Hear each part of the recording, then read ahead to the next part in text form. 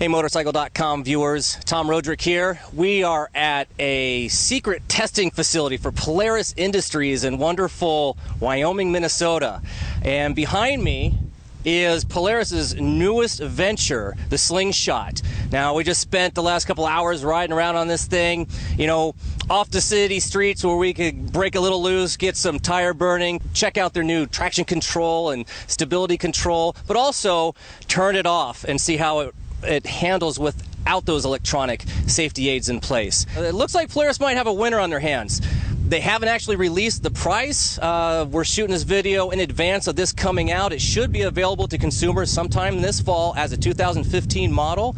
We've been told that they're shooting for an initial product intro of under $25,000. Now, they have two models available that we know of, the base model one, and they have the SL. The SL comes with a couple more niceties, you know, backup camera and a few other things that we'll go over here in a second. It's a lot of fun, and we're going to go up a little closer and check it out and show you what it's all about.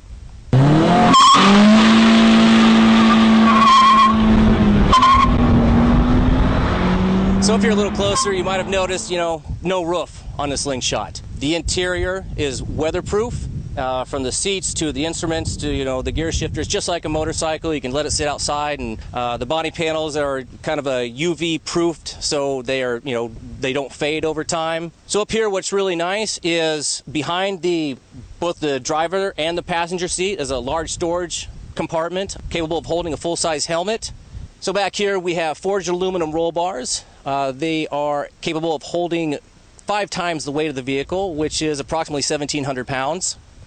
You know, so down here in the driver's cockpit, you know, really nice. You're able to adjust this. You've got an adjustable steering column. You have a seat that you can move fore and aft, and then it also reclines back and forth. Instrument cluster, you have an analog speedo, analog tachometer, and then a digital readout over here. You've got the dummy lights for your traction control, ABS, and whatnot. Over here on the right-hand side, this is your stereo with volume controls, preset. You can Bluetooth this to your phone or another Bluetooth device. The windscreen up here actually provides really good wind protection, enough so when you're sitting here with a passenger, you can actually have a pretty social conversation between the two of you, even with full face helmets on. You've got a 5-speed manual gearbox over here. Nice thing, very sporty, very short throws between the gears. First through third are pretty tight. They're going to get you going, spinning the rear wheel. Fourth and fifth, a little bit taller, you know, a little bit better freeway MPGs. Kind of the same thing with the clutch. Really light throw on the clutch, not a long throw either. Great engagement.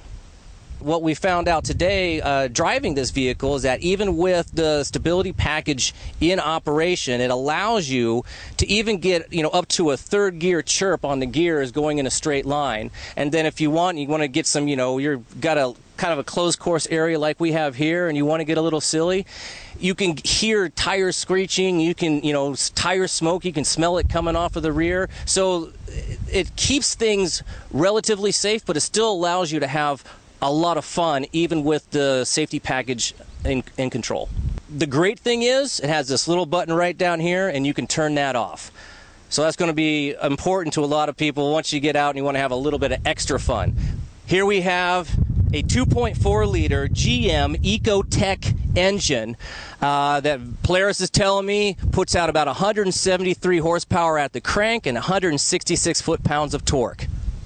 So at the back end of the roadster, you've got this beautiful single-sided swing arm. Now, this brings up some of the other differences between this SL model and the standard model. The SL has 18-inch wheels up front and a 20-inch on the back, whereas the standard has 17-inch wheels up front and an 18 rear on the back. We're really proud of what we've been able to accomplish with making mass centralization a priority, a low-weight construction. We've got a high-strength, low-alloy, tubular steel space frame with lots of triangles on it that's very efficient and very rigid.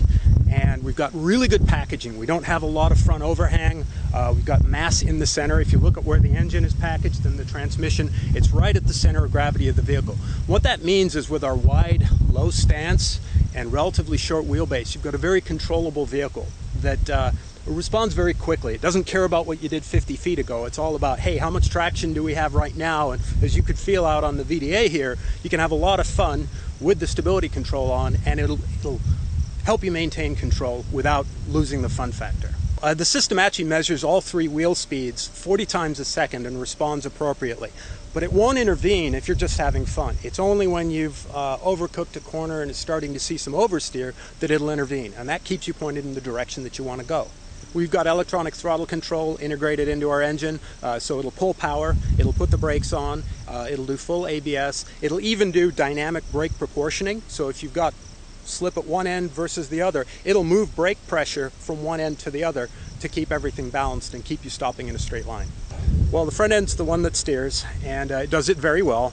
We've got unequal forged aluminum, unequal length control arms with forged aluminum knuckles. They're very rigid and also very lightweight, so we've got low unsprung weight. And then one of the real important things we added to the Slingshot was a very, very stiff front anti-roll bar here. This keeps you cornering flat, so that feeling of, say, old Buicks, when you're going around a corner you feel like you're going to fall out the window, you don't get that with Slingshot because you stay very, very flat and planted. And that's the secret to keeping the rear wheel keeping its grip, because the rear wheel rotates with the vehicle. So this is pretty cool with this, stripped away model that they have out here for us to check out. You can see from here, the bottom of the frame rail to the street is only about 5 inches, and then you can see right here, the bottom of the seat is only another, 4 inches above that. So yeah, really low ground clearance. You can also see back here at the transmission, you're sitting actually above the drive shaft. James, what can you tell me about, from our kind of big honking exhaust guy up here all the way back? Well, what we've got here is a 5-speed manual transmission with a short throw shifter. It's driving a drive shaft back to our right angle drive here, which has got bevel gears in it, and that drives a carbon fiber reinforced belt. So we've actually managed to package shaft drive and belt drive on the same motorcycle. We're pretty proud of that. It works very well. It's a stiff system. It enhances control. There's not a lot of driveline lash, so when you put your foot down, you feel it immediately, and it works really well. Well, that's it for my day here in Wyoming, Minnesota with the Polaris Slingshot. As soon as we can get one of these babies in our position for a little bit more thorough testing, we will, and we'll bring it to you on motorcycle.com.